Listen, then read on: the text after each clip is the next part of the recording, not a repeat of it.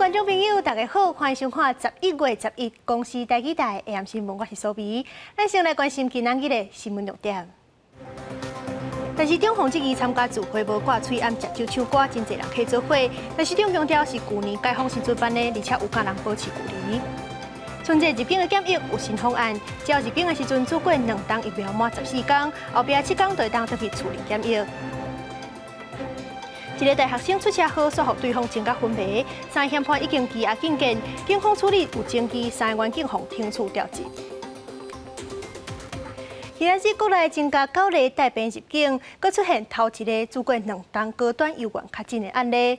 接落来，咱来关心春节入境的检疫措施。除了即阵大家咧讨论的10天加4天的检疫方式，今仔日佫有一项新的方案。只要入境的时阵已经做过2档疫苗，而且满14天，到7天的防疫旅馆了后，后壁7天就会当得去处理检疫。另外，对今仔日开始开放1年移工入境，全部拢爱集中检疫。国内本土新冠疫情无病例，确诊个案当中也无新增加死亡，不过新增加9例境外移入的确定病例，分别是菲律宾、比利时、波兰、美国、新加坡、巴基斯坦、蒙古，6个人是突破性感染。不过其中按16572做2剂高端也是感染到 CT 值是35，是国内头一个高端突破性感染。N 抗体是阴性，S 抗体是阳性。那 S 抗体就是打疫苗产生的抗体，这个并不意外。是 N 抗体阴性那这样这个 CT 值比较高所以目前应该是在急性期的感染的一个阶段，就是最近才刚感染所以目前当然是研判为新加坡的境外移入。为了因应真侪转来过年的民众，指挥中心也宣布，转来台湾的检疫有3种方案做伙做。除了原来14+7，也加10+4+7以外，即摆入境的时阵，若是完成2剂疫苗注射满14天，会当选择第3方案7+7+7。也就是前7天自费带集中检疫所，还是防疫旅馆；后7天转厝加强办检疫，佮执行7天的自主健康管理，而且这21天内爱体检4届。集中检疫所是专做7+7+7的这个专案所以这个总共每梯次检疫7天，所以总共收6个梯次。那每个梯次会提供3600间的房间那整个服务的总量呢是21600人。另外，最近因为疫情转好，指挥中心为即马开始重新开放引进移工，并采用2阶段专案引进。伫境外防疫的部分，要求来源国政府爱落实审查国外中介公司的防疫计划。检验机构名单未超过50间，移工进飞机进前爱1人1间隔离。但是移工入境嘛采用积分顺位入境，11月11开始到明年2月14全部集中检疫。不过12月15开始，因为春节专案渐慢引进。在境外当地的一个所有的这个防疫的准备工作已经全部就绪那所以我们在这一次首先第一波大概就是开放我们的印尼。那其他的来源国包含越南、菲律宾以及泰国，这个目前我们都陆续积极的在接洽。另外，因为境外疫情也是真严重，境外移入的个案也有增加，指挥中心也宣布为11月16至29，全国也是维持2级警戒。记者综合报道。即阵伫咧网络顶悬有一个影片，主角是指挥官陈时中，伊无挂喙暗，佮拿食酒、拿唱歌，而且现场看起来有真侪人去做伙，就互人质疑讲指挥官带头违反防疫规定。今日下晡疫情记者会时阵，陈时中是强调讲，影片是下句聚会是去年6月15举办的，迄当阵国内已经解封而且伊嘛有甲人保持距离。只手摕着麦克大声唱歌，倒手接过酒杯，一喙啉落去。这段46秒影片，早早暗伫网络社群媒体传开，因为影片的主角是伊，中央流行疫情指挥中心指挥官陈时中外界手机，伊带头违反防疫规定，讲迄当时3级警戒，聚会无挂喙暗，也无维持社交安全距离。那个聚会的时间是去年的6月15号。是把日期错字，那这是已经是假新闻了。那我们都遵守防疫的相关的一个规定。检视去年6月15，确实迄天指挥中心预报由发言人庄真祥主持。迄当时已经64天无本土病例，也毋过迄天有2名境外移入确诊，拍破连13天无确诊记录。迄当时的指挥中心长推防疫新生活运动除了规定挂嘴、暗定洗手，也要求爱保持室内1.5公尺，也是户外1公尺，社交安全距离。所以影片传出来了后，外界执行指挥官违反防疫新生活运动。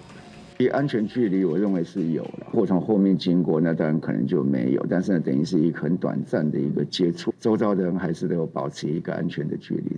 国民党北市议员李碧的办公室主任简宏伦，实地并且抛出另外一段12秒的影片，也是伫台顶唱歌，时间点是今年11月初9，但市长也强调家己无违反防疫规定。11月9号虽然是一个药事团体的20周年的一个参会，那天有趣，所谓的唱歌啦那些在台上的一个活动，基本上都是开放的。对连续压了影片，但是中讲，甲影片中的人拢是头一摆正式见面。另外，机关涉及以违反公务员服务法甲公务员廉政伦理规范，但是中表示，出席的人甲伊并无职务利害关系，讲家己并无违法。也毋过医生身份食真当改袂掉。也毋过迄天敢是伫室内部分，伊讲已经记袂起来。国民健康署表示，若讲伫禁分场所部分，会以妨害防治法规法相关，会当处1万罚款。也毋过影片的内容并无看到，但是中部分会请电讯卫生局搁查证。记者综合报道。这个月初7，台中有一个查甫大学生，甲一台跑车相压了后，去互对方情甲闹出血，到当夜分别不清。这3个嫌犯已经羁押禁见，其中一个姓张的嫌犯的爸母，今日是要去病院会失礼，毋过去互受害者的家属拒绝。台中市警察局长蔡聪平带相关主管对外说明，这个月初7，一个姓宋查甫大学生开车甲另外一台跑车相压，互对方3个查甫人争。不过警方第一时间敢若用伤害罪函送，引起有罪竟然轻放人的疑虑。警方坦白承认确实有疏失。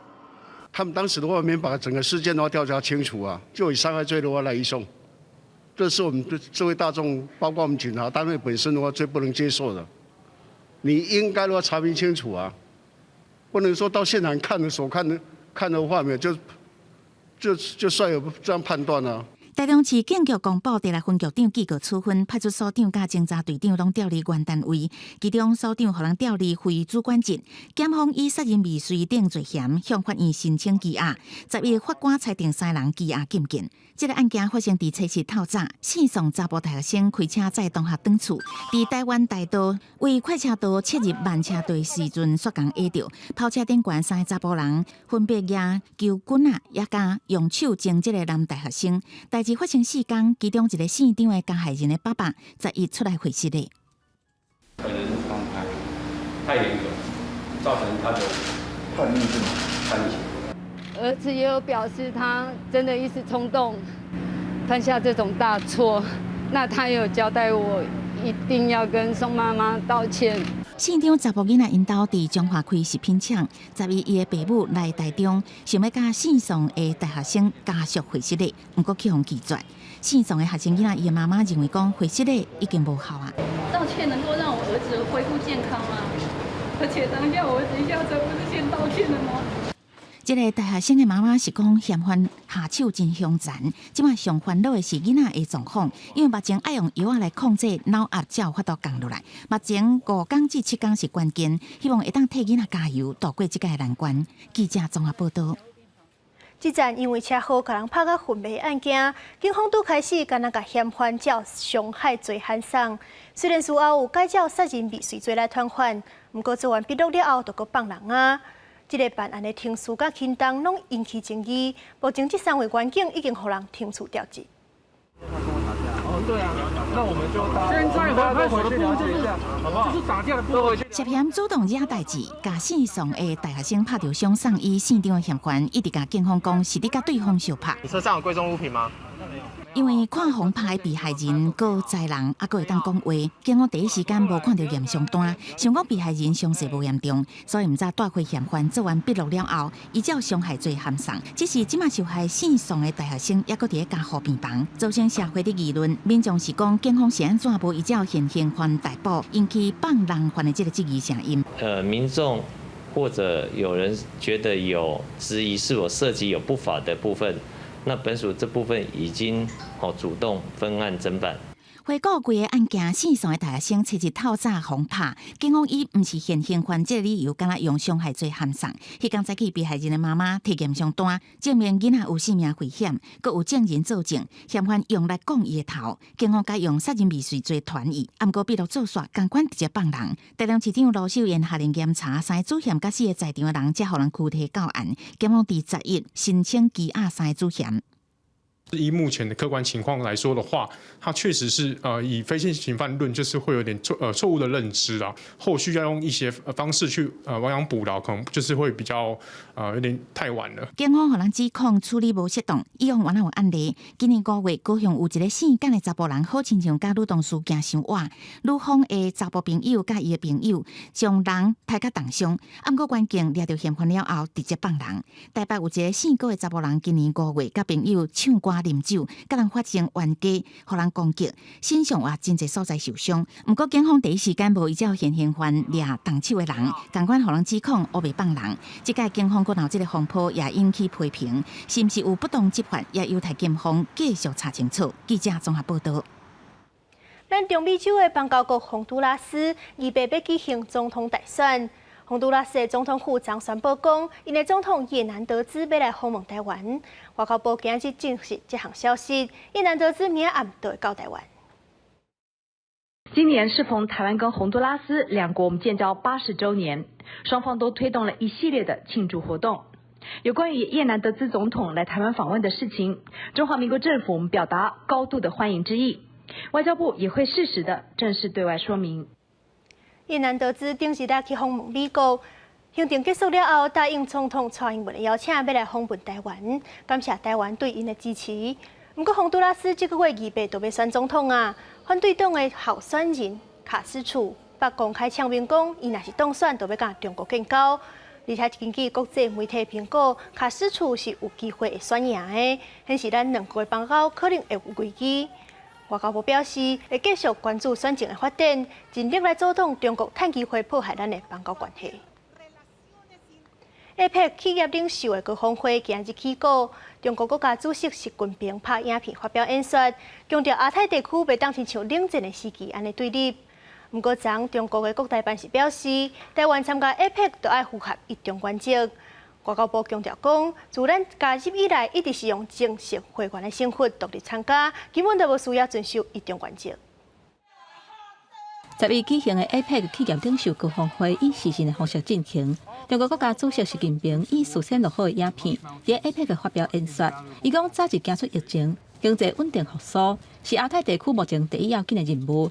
而且亚太地区嘛，无应该回去到冷战时期迄当阵对起来的状态。以意识形态划线，搞地缘政治小圈子，终究是没有前途的。亚太地区不能也不应该回到冷战时期的对立和割裂状态。习近平强调讲，亚太地区袂当嘛，无应该回去到冷战时期对起甲分裂的状态。APEC 开会前一天，国台办表示，若果台湾地区派人参加 APEC， 就要符合一个中国的原则。也让外交部是表达强烈的抗议，强调台湾从1991年加入 APEC 以来，前到今是以正式会员的身份独立参与。台湾甲所有会员同款有平等的地位，嘛爱负同款的义务，根本就无所谓一个中国的原则。在我国加入 APEC 的谅解备忘录当中，根本没有所谓的一个中国原则存在。中国他们扭曲历史事实，并且企图在 APEC 的经贸的平台要求各方要接受所谓的一个中国原则相关的做法，这是在国际上公然的造假跟说谎，企图营造台湾隶属于中国的假象。我方严正的拒绝，并且强烈的抗议。外交部强调讲，台湾绝对不是中华人民共和国的一部分，双方是互相无属于什么人。中华人民共和国从到今唔捌统治过台湾任何一天，无权利伫咧国际上或者是其他任何场合代表台湾人民。针对中国这种假报的讲法，外交部严正抗议，嘛要求中国要停止这种无妥当的政治操作。记者综合报道。高雄城中城大楼经过鉴定，公告做危楼，按算1个月了后就会拆掉。市政府规划要改造公园，会用旧7县各种的土地去社会主体，甲居民斗相共，嘛用一坪换半坪的方式换土地给城中城的地主。希望解决产权的问题，会当赶紧甲大楼拆掉。社东社大楼目前是拢交围起来，这栋大楼经过高雄土木等等三大技术工会鉴定，认定无适合搁大人，所以会强制拆除。市府目前规划按算把这个所在改造是公园。楼已经是被判定为楼哈，依法哈，我想应该是至少在1个月内就要开始来执行。社东社大楼内底产权真复杂，有厝无土地有271个人，占要7成是上济；有土地嘛有厝的106个人，有土地无厝是11个人。为了保障所有人的权益，市府按算甲过去拨予国家海洋研究院的土地，也就是据七贤国中东边1.2公顷的土地，甲分割做2部分，一部分去600户的社会主体，安置社中社的住户；一部分加做区大征收的地价地，予社中社大楼的地主以社中社1坪的土地换0.5坪新的土地，用这个方式来解决产权复杂的问题。换地的时候是区段征收，这个土地的变换，我们是以新的价格。是1坪11.2万的价格，11.4来进行救济。市府讲，社中社的土地公告的价销1坪差不多是40万，新的土地遐1坪是170万，透过2坪价销的差价来向地主换土地，若是无想要换，买当以市价来收购。异地我是晓得说要那个以前7贤国中就职嘛，对不对？但是你最起码要付你这张也是多少？反正我们现在都没地方住啊。我什么都不要，就是也给我一个窝啊，不管是什么样的窝，就是能住下来呀。社东社大楼上大地主讲，市府家己发布后续的规划，互因感觉真无互尊重。不过市府强调讲，这敢若是初步的规划，还阁有讨论的空间。现在长期接触社中社住户的人安基金会高雄平安站认为讲，社会主体才是即马上该要紧的，因为受灾户2年后要洗厝，恐惊是更较恶。记者综合报道。花莲东华大学曾有一个2年的女学生，伫咧学校内底骑机车要转弯的时阵，去弄到电火条的机组，送去急救也是救不回来。这早暗时11点外，花莲东华大学的宿舍外宽道有一个女学生，互人发现倒伫涂骹，伊的机车车头拢歹去，好亲像弄到路边的路顶基座，救护人员该紧急送往主治病院急救，到院进前无性命迹象。到了现场的时候，已经有民众在施行 CPR， 他的脸部有轻微的变形，左腹的部分有脏器外露的状况，那我们持续急救到医院。经过抢救，女学生也是救无回来。警方透早前往现场鉴定车祸，校方面原来通知家长为台南赶来花莲处理后事。死者社同学今年大学2年，读英美语文学系，住伫宿舍。今仔日是校庆，所以全校的师生拢真艰苦。预测他应该是从校内运动完要回宿舍，所以并不是从校外回来。我们一直在收集资料，看看是不是有外力撞击，或者路上有石头还是怎样。这个要等我们所有录影带调出来以后，请这个检察官还有警察们去鉴定。因为东华大学校内真看，学生囡仔大部分拢骑机车，所以校方面针对校内道路有交通安全的管制。不过唔知是安怎，还是发生意外。那个路段它是一个直线之后马上接一个类似近90度直角的一个转弯。那其实我们也是很希望这是对整个学校的这个道路进行一个全盘的规划。东华大学是讲校内照明设备拢正常，路面原来有反光装置。目前除了将女学生机车顶的行车记录器甲附近的监视器交予警方以外，也伫调查是毋是有人看到。记者综合报道。屏东嘉东的战备道9月中做头一遍的战机起降演练，迄当阵为着降落的路线刷走5支路顶，不过刷到呾拢无阁刷倒转来。暗时的时阵，就规条路拢安平蒙沙，常常拢会发生车祸。只剩路顶的底座无法照明，这条有3公里长的嘉东战备跑道，经过邦寮甲嘉东是全台唯一伫咧省道的战备跑道。9月15号汉光演习第一架战机伫咧决定降落，因为当时演习甲路口的路顶拢起起来，不过时间过要2个月，路顶也是无转来。佫看无，连你看所有恁遮小巷啊，拢总有设枪灯，就是啦。哦，定车祸，这嘛定车祸。啊，你速度佫介紧，佫介紧。啊，佫来挡袂住啊，往一个就对。市道顶有较好啦，较好行路啦。民众讲，这条战备跑道看又佫长，东西向的路口嘛真多，路顶真正真重要。过去因为法令伫咧道路中央袂当设定固定的路顶，才由公路局伫咧反向的路口来用路顶。不过公所表示，配合演习甲路顶移除，后续所因负担整长期的费用，非常的不公平。为了配合这个国军演习，将这个路灯拔除，但是国军既然要求我们要去自己去恢复这个路灯的这个设置，我觉得这个非常的不公平。邦寮乡公所表示，因过去着承接这条道路真侪的电费，开了真侪钱，即个又搁爱家己付甲电费倒转去的费用，会增加因的财政困难。除了要积极来争取经费了后，嘛希望中央会当重视这个问题。记者王刘婷、陈显坤屏东报道。国际上要紧，做回来关心。美国公布10月份消费者物价指数是31年来上悬的，民众生活价值清，逐项拢在起。而且美国是全世界大细汉产品的生产国，即阵人工无够货柜嘛运不出来，和通货膨胀的情形是愈来愈严重。美国总统拜登即阵就强调讲，将议院新通过1.2条基础建设的法案，是解决通货膨胀上好的办法。美国消费者伫10月份的粮食甲汽油等等的基本生活开销出现31年来起上凶的一届，出门加买一物件都要加开几落千。People in middle class and low class cannot afford to be paying gas prices of $4. Soon it'll be $4. Most of the prices for meat and vegetables have gone up.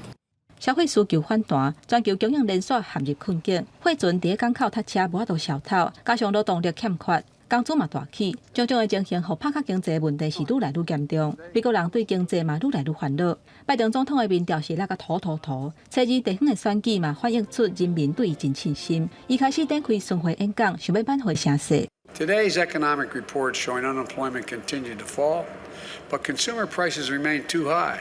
拜登车集巡视马里兰州的巴尼德摩港，指出当局当地全力改善拍卡经济问题，嘛甲物流还佫有小卖大间公司沟通，确保年底假期物资袂欠缺。拜登强调讲，众议才达标佮通过，伊会伫后礼拜一签署正式生效的1条美金基础建设开支法案，内底有170亿的美金，会用伫疏浚道路，还佫有扩大出入口量等等港口升级的建设，对小偷港口塞车影响供应链，还佫有拍卡经济问题是真有帮助。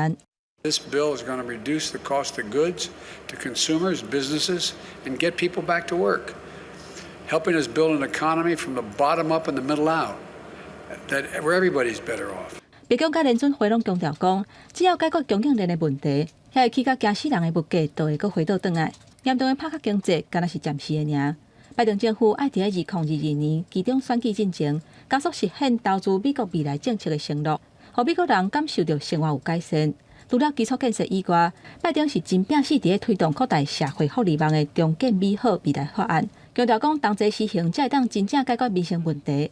不过，以上这建设拢是需要时间达成，嘛考验人民的耐心。公司新闻是会长编译。11月11日，中国的生理人打造做双11买物件大节日，真侪物件买起来拢比平常时较俗，所以民众拢拼死命咧买。不过，因为即阵中国的疫情当咧压悬，对疫区内会恐惊嘛有带病毒的风险。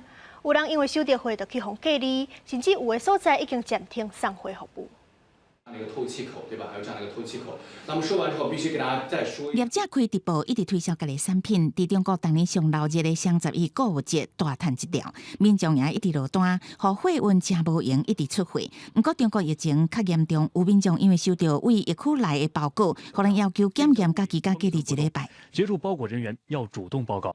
一个住伫山东济南的民众王鑫进前买到河北晋州市后会商务的包裹，测试收到感染，讲这个公司真侪员工感染着。公司是讲环境原料库存品检验拢是阴性，建议消费者包裹爱消毒。另外，亲像陕西石泉县、浙江台州市拢有后会商务几60件包裹，陆续有收到消费者被迫隔离。后会商务的包裹入去河南的拢总有2281件。也提醒一下广大消费者，对我们的快件不要有什么恐慌情绪。到现在为止，还没有任何证据证明在我们的快件上会传播新冠病毒。中国各省紧急追查好亲像感染到的包裹，河北已经有7个所在发布针对后会商务的包裹来做管控的紧急通告。部分所在快递暂停营运，甚至退回疫区的包裹。快递业者是强调，出货进前包裹拢会做消毒。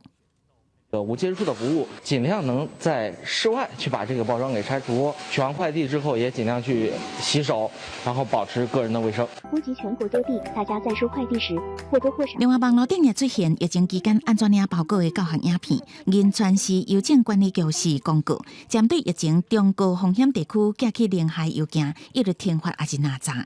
记者综合报道。因为疫情的关系，亚洲真侪国家的生产线进前拢无咧行，加上货柜运袂出去，真侪做衫的甲做鞋的大厂，拢选择甲生产线刷去巴尔干半岛甲拉丁美洲的国家。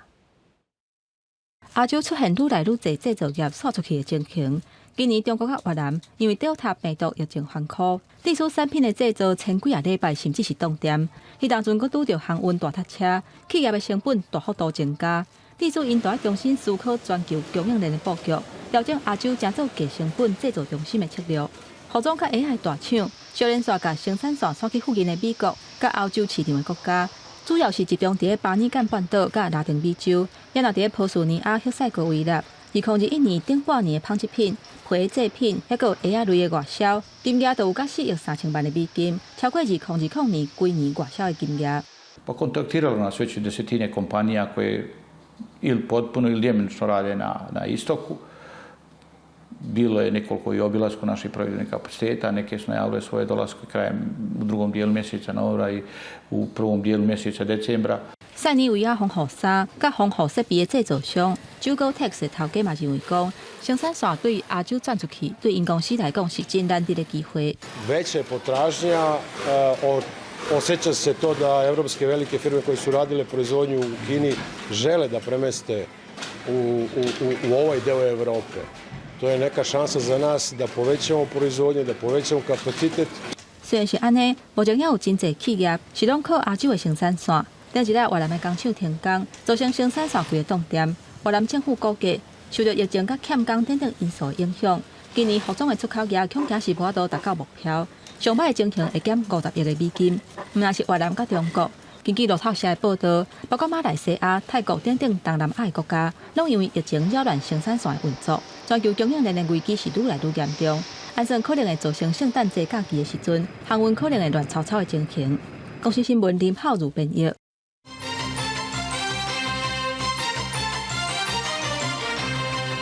咱来关心国内消息。今年国内物价指数一直冲破通货膨胀的警戒线，民生物资逐项拢咧起，真是哪来哪补。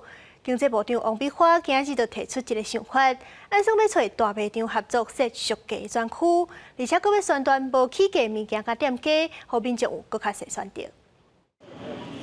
毋那油价咧起，民众真有感觉，重要的民生物资嘛咧起。大品牌的泡面开出第一枪，经济部要安稳定物价，必须立委关心，因为今年的物价指数已经5届冲破通膨警戒线。经济部长王美花提出设立平价专区的想法。我们想说，我们来跟这些大卖场或怎么样哈，我们看看是用专区哈，或者是来宣传，让大家可以有平价又优质的这个产品可以来购买。经济部拍算要找大卖场也是超市的业者来讨论如何有互民众有更加侪选择。王美花指出，只要准备好，可以公布方式。伊这话拄仔讲了，大卖场的业者佮接到通知。记得是早上的时候通知我们的，他是想先跟我们通路这边确定有没有可能去成立这样一个专区。那他也是现在广收就是各通路的想法。那我们也是在跟经济部这边密集的讨论。业者坦白讲，平时可以做活动来提升销量，不过消费者对政府设平价专区，敢会当减轻物价压力，嘛有无同款的看法？他就会觉得，这个没有涨价，可能他就会想要去购买。我觉得是 OK 的啦。有方便，但是个人嗜好啊，贵也是要吃，便宜也是要吃。国际原物料，亲像黄豆、番麦等，拢有入起的趋势，连大民生物资嘛入起，国内的通膨压力增加。王美花讲，目前的物价温和入起，强调要帮民众找出无起价的商品甲店家，帮忙斗宣传。记者台北综合报道。拄当风声讲台积电要去高雄南马溪设厂的时阵，还未确定附近的厝价就开始咧起啊。即马消息一个公布，连二手的厝拢真侪人烧钱要买。也未起好建案，价钱嘛拢随飙起哩，一平已经起要5万。跨过去几下个当日施工的建案，台积电宣布，伫高雄南马溪市场无到3天，就有网友发现，我高雄大学的一个预售建案，消息公布无偌久，单凭介绍为原本28至33班起到33至36班，好网友一直讲离谱。这完全就是些炒作，因为今天台积电纵使说我们今天要去高雄没有错，那如果说它这个后进场最后盖不出来的话，那整个买盘不就落空了吗？其实，伫消息还未正式进前，南马溪甲左营就掀起一波二手厝也未真好，出现无爱卖的状况。专家质疑政府无应该放任建商甲投资客有关介绍，房价一直起，互民众烦恼买袂起，也互市场短期买下令，要加强溪沙建案的红单炒作。譬如说类似红单的炒作，这种不当的因素来炒作房地产这个部分，我们加强查核。事实上，台积电一直对高雄无兴趣，一直到总统蔡英文顶日亲自挂保证，高雄土地水电等配套计划无问题，才互台积电进头。只是想袂到抢拢还未起，就出现炒房问题。市民虽然期待台积电正做高雄产业甲经济转型的机会，也毋过也烦恼面临高雄将要带袂起厝的困境。记者综合报道。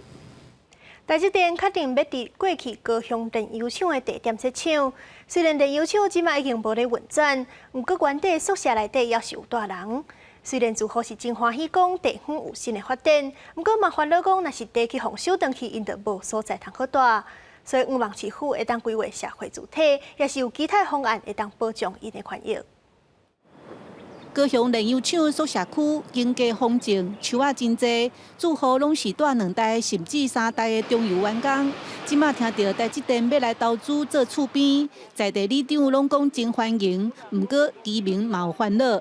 一个就是污染整治的问题，一个就是我们宿舍住的权利的问题。阮家住50-60年啊，这个其实这个应该是要还给我们啦。中油宿舍是日本时代起的，除了有公家宿舍，嘛有劳工主体。丰益宿舍区目前也有1157户，差不多4000人。住户敢若有地上权，爱纳厝税予中油。居民一直争取土地会当卖予因。进前市府通过中油都市计划变更案，宿舍无伫范围内，居民真挂心。中油跟市府要一并列入考虑跟规划的，而不是你只规划了厂区的土地，然后把我们宿舍区的土地放到后面不规划，然后也不给我们一个说明。南漂过来的这些职工啊，他能够有机会进到这样的一个社宅，然后呢，二方面呢也能够跟这边在地的住户来协调，能够呢来解决这几10年来没有办法解决的劳宅问题。社会团体建议，甲宿舍区都更起社会主体。另外，进前丰益宿舍区有32间的建筑，互人提报文化景观也未定案。文书团体希望宿舍区的未来，公众会当参与决策，以免事后抗争。记者邓亚文、为做高雄报道。家舞运动协会副理事长施立功等人，今日出面指控理事长曾立伟心智慧，过去2档拢无开过理事会，而且阁有伪造文书的行为。不过心智慧是讲，这是咧甲伊抹黑，要求7天内要甲伊回室咧，若无就要提告。分享家舞比赛的宣传片，片中出现不少南亚政治人物跳舞的画面。协会理事长曾立伟心智慧透过这款的宣传方式吸引网友的眼光，也毋过也引起不少批评的声音。除了质疑家舞运动绑着政治色彩，包括家舞运动协会副理事长施立功等人，在伊出面指控心智慧过去2年拢无召开理事会，还佫擅自将协会加入体育运动舞蹈协会，而且无经过理事会同意。都擅自改变中正杯竞赛规定。他直接任命他的人，他的理事来担任，这是违反人团法，还担任副秘书长，直接把秘书处架空，他们自己发文都不通过我们然后直接去擅改这些章程施立功等人也指控心智慧。也向内政部公布出文件判件，申请补发当选证书、设立登记证等，搁疏失户头、涉嫌伪造文书、背信等罪。希望内政部换掉理事长心智慧，和协会回归正轨。就他会找我们出来讨论，然后去要求说，你们可不可以帮我募集街舞老师，然后去陪他做一个反莱猪的游行，然后编一支舞这样子。第一个这个很难编，第二个我觉得要我去找我们的街舞老师去做这个事情，的确还是为难了一点啦。对真侪指控，审理会发出声明，强调拢是不实指控，要求这立公众人限期7天内伫网络公开会室内，若无不排除提起妨碍名誉告诉。记者综合报道。前警政署保四总队的大队长朱元宝退休了后，拍影片放伫咧网络，互想要考警察的民众会当免费补习。不过，警察特考的补习费伫咧市面上一期可能会花到7万块，可能因为伊免费课程去拍歹着行情，这2个月已经收到5张恐吓费。伊是保安警察第4总队的前大队长朱元宝。今年9月份开始翕教学影片，传到网络，互想要考警察的人免费来看。你讲别人不好，你总是要提出你的答案嘛，对不对？我有写答案的老师可能没有当过警察啊，对不对？你没有当过警察，写出的东西可能就隔层山了，答案就不够精确。朱元宝伫9月底特考了后，录的这段解说题目的直播，唔但出现批评，2个月内佫收到超过5张的恐吓批。最近一张是伫咧11月初收到。朱元宝表示，这几张无徛名的批，直接寄到因兜，互伊心惊吓。可能是因为伊免费教学，拍歹警察考试补习班的行情。照理说我已经报案了，而且在节目中我也讲说，我有去报案。想不到在隔了大概2个礼拜，又来恐吓。我觉得这个就是目无法纪了。朱元宝表示，警察特考补习班一般的行情，一个人一期补习费就要超过7万外，就算是所谓教材也要4万外。即卖伊直直受到恐吓，也已经向警方报案。针对信用上的邮戳那追查可能寄信的处所。那第二就是针对信件上的指纹进行比对。警方表示，除了成立专案小组，也会针对批信甲监视器来相比对。目前已经伫工作室甲徛街附近加强巡逻，也会继续追查这条案。记者综合报道。做事的人靠天吃饭，真侪问题拢爱靠农民的经验来化解，无册通好查。即阵嘉义县政府成立智慧农业整合平台，甲这农民的经验转做科技的资料，希望会当提供予少年农民参考。电脑控制的自动喷雾车，协助农民省力的装置，还有随时监测天气的小型气象站。嘉义县成立智慧农业整合平台，包括科技设备的小界、种植知识甲经验，拢会当予农民来参考甲分享。这个平台，我觉得它是把现在我们收集到的数据放上去，然后去做一个分析跟分享。那这时候我可以提醒新手，还有前辈已经下了这个决定了，你要不要做？透过这些数据，它可以提供你一些警示的一些作用跟辅导的作用。那咱就让火兰里的转业或者是转种植这一方面，其实都有更大的注意。气候环境的问题、人工的欠缺，拢是目前嘉义县农业发展遇到的问题。为了协助农民解决这个问题，嘉义县政府邀请3县合计74位专家学者，做伙成立智慧农业整合平台。包括缺工啦、缺水，还有大气环境的影响。那这样子的现象，都影响到我们农民在整个一个工作上的一个意愿。那所以这些很多所谓的农民这些青农进来以后，我们要提供一个更舒适、更方便作业的一个环境给他们。这个平台唔但提供农民分享经验，嘛会当予研究单位来记录甲分析。县政府表示，已经有编1800万的预算，明年要来补助科技农业的设备，希望用科学科技的方式提升嘉义县的农业发展。记者林慧婷，嘉义报道。有86栋历史的新竹市古迹少年刑务所练武场修复完成。练武场过去是司法官员训练武艺甲体能的场馆，而且因为边仔刑务所甲宿舍拢连做伙，是目前全台湾保存上界完整的日本时代监狱系统。新建日本剑道服装，重现日本时代演武场的训练场面。有86栋历史的新竹演武场，二次大战后改做监狱员工的宿舍，落尾因为建筑老旧，无法度使用，经过修复，民众嘛真欢喜，看到这重新对外开放。对维护这个新竹的古迹是很有意义的。日据时代、日治时代，还有现在光复以后，这个历史可以串联起来。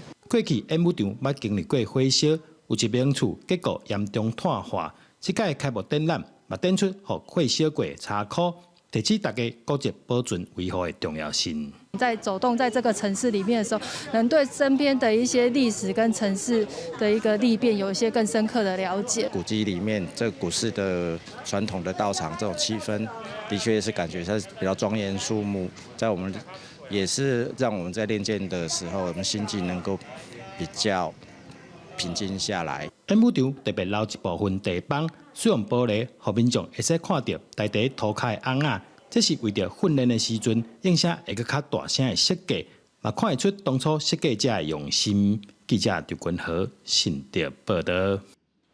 国立台湾美术馆2档办一届亚洲艺术双年展10月底开幕，以台湾建筑师王大闳的科幻小说《幻城》做灵感，展示10个亚洲国家的作品，咱做伙来看卖。进入国美馆的大厅，探过香木的走廊，向检阅员领一张大纸，新的城邦旅程正式开始。头一件作品也是现场唯一一件建筑师创的作品，科技感的蓝色灯光，加中国式的八角门和圆筒，还有代表网络连接的天棚，和传统红色的条画超好光，就是要呼吁这届国美馆亚洲艺术双年展的主题“未知之城”，代表对未来的想象。咱是一个混血的状态啦，咱嘛有西方的理念，嘛有中国的理念，嘛有咱台湾家己在地的理念。啊，这么复杂、这么多元的思想呢，其实就是咱当一只表现讲咱台湾的现状，就是一个非常多元的环境的社会安尼。阮有足侪这亚洲的艺术家，啊，因伫讲的这未来，毋是家己黑白讲的哦，因这是为着阮今仔日的这现实的问题发展出来对未来的看法。五彩灯光闪闪烁，大北的扛棒反映台湾伫咧1980年工业社会对未来繁华世界的愿望。台湾艺术家李永志的作品也互印象真深。都用录像来进行创作跟演出，关于动态的流动，从荧幕上的那些线条跟色彩的这件事情，我觉得跟以前的作品很不一样，是现在的冲击力更强大。对甘宝泽艺术家的摄影作品，反映大自然和都市开发的冲突。韩国釜山海底实验室海草大正最装置艺术结合影像，展现气候变迁、人类生活受到冲击。也有日本艺术家以大自然的声音，表示伫咧隔离期间的孤单，甲和世界脱离的感觉。国美馆2年一届的亚洲艺术双年展，虽然因为疫情无外国旅客到场参观，不如过15个亚洲国家38组艺术家的团队年内参与，因的作品互侪人对亚洲未来主义有更较侪寄望甲想象。记者阿敏金郑派文台中报道。台中的港区艺术中心今年举办10场的行动音乐厅表演，甲古典音乐结合魔术，甲舞台刷去学校礼堂甲活动中心，互学生囡仔会当接触艺术，体验无同款的音乐课。透过活泼的表演来讲出名音乐家的故事，还有古典乐结合魔术。台中文化局港区艺术中心举办行动音乐厅的活动，将音乐甲艺术带入校园。演艺厅里面的相关的表演活动，把它带到学校里面，让小朋友们可以接触到这个艺文活动。去年因为疫情的关系，港区艺术中心的巡演停办，现时疫情已经渐渐转好。9月10场的巡演活动，希望让学生囡仔伫疫情时代也通接触艺术展演，唔但欣赏，也互因有上台表演的机会。巡回的音乐厅这样子的方式来到学校，我想我们小朋友可以做最大的受惠，在生活素养里面可以越来越棒。我们老师就非常幸运可以抽到这一次的活动，我觉得非常精彩，机会非常难得。有时候我们只会看到课本或是看到一个影片的部分，那实地的参与对我们学生的体验一定是一个不一样的学习。精彩的音乐艺术展演，甚至搁结合魔术，互学生囡仔拢有真深的印象。行动音乐厅将舞台刷到校园内，互学生透过实际表演，体验另外一款特别的音乐课。记者综合报道。365项项项出状元，今年得53连奖的艺术家齐永旭，原本是一位国校的老师，后来转到做飞亚的艺术创作。以突破灰暗的特性，做出创新作品，挑战材料限制，咱做回来欣赏。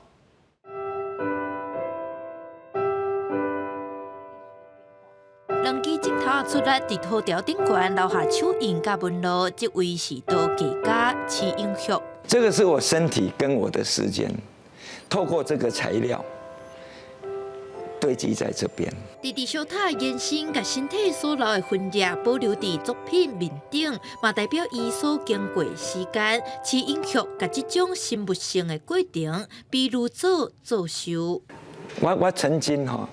伫迄网络看到一张照片哈，一个短片啊，是一只蜘蛛哈，蜘蛛网啊，它的吐丝按着连起来，高会拖来，安尼。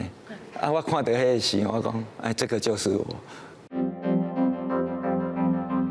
选用灰仔做原料，挑战所在，保有参真棒的尺寸，对抗气候等等外来干扰，互灰仔形体颠覆假死的用途。齐英旭用灰仔来找家己身体的界线，更较相似超越。对身体的负担破损，都在这个时候一直出现。那这些出现，就会造成了另外一种强大的压力又出来，但是这个出来它所产生的力量，却是可以移转到作品上面。少年捌是运动员，到大继续咧走马拉松训练家己的体力，甲作品的消磨做对抗。回头看，伊做过小学老师、高中演奏家，一直到1986年才开始灰仔的创作。1994年出名，连续摕到真侪世界大奖，嘛摕到头一届刀技奖的夺冠奖。20多档的创作过程中，迄种追求突破家己的坚持，成做这届第42届53连奖艺术奖的得奖者。会因为创作而突破我的生命吗？会因为生命突破我的创作？这两个是生命跟创作，现在对我来讲，好像它是同一件事情的。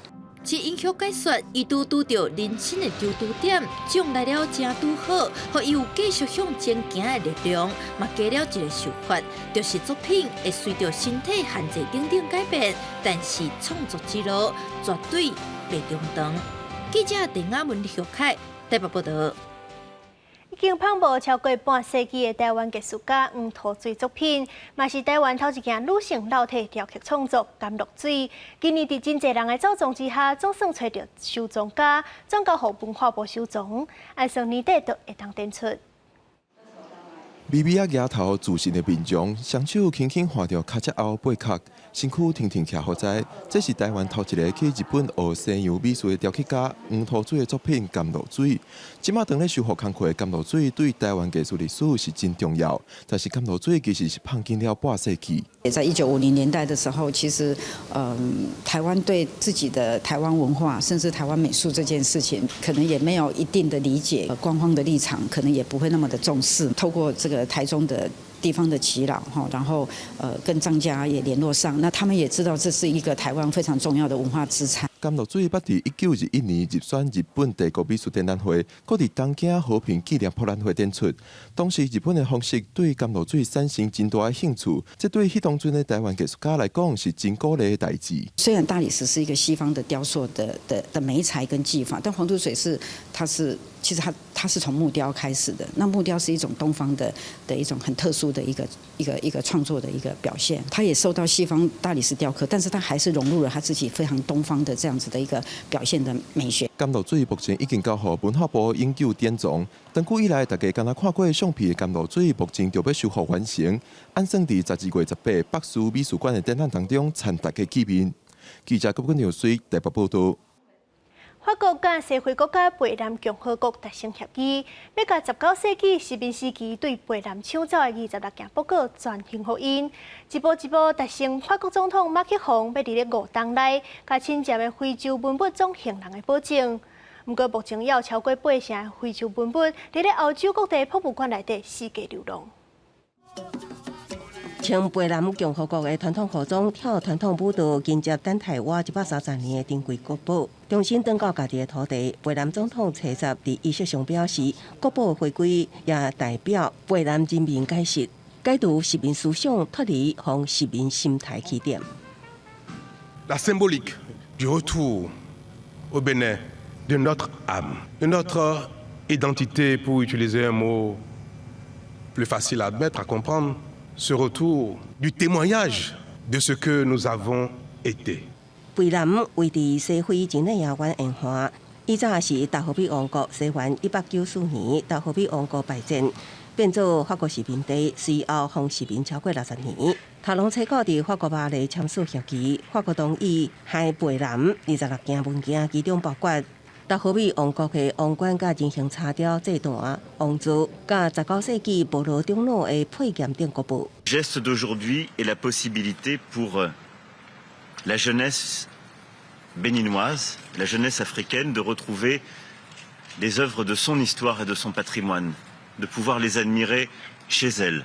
马国豪捌伫2017年表示，袂当接受，也有大批非洲国家的文化遗产留伫法国，答应要改正以往错误，伫5年来将殖民时期取代的非洲文物还互原主。不过法国各党除了这26件贝南国宝之外，只还一件塞内加尔的文物，估计伫殖民时期，法国至少为撒哈拉沙漠以南的非洲各国款走超过9万件文物，高达收藏伫法国各地的博物馆。专家估计，非洲大约有80至90%的文化遗产拢伫英国、法国、德国的博物馆。若讲要全部海倒转去，欧洲博物馆恐惊面临问题。另外，非洲国家也无遐尼啊侪展出空间，所以也有真侪问题要克服。公司新闻景观庆编译。明仔载天气是安怎？咱来看各地头的详细资料。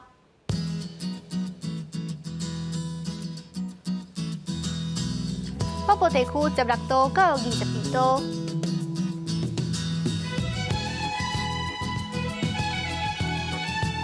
中部地区15度到25度，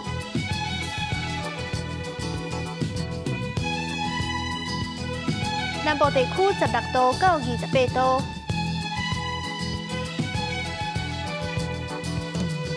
东部地区17度到25度。外岛地区17度到24度。这回来关心未来3天的天气。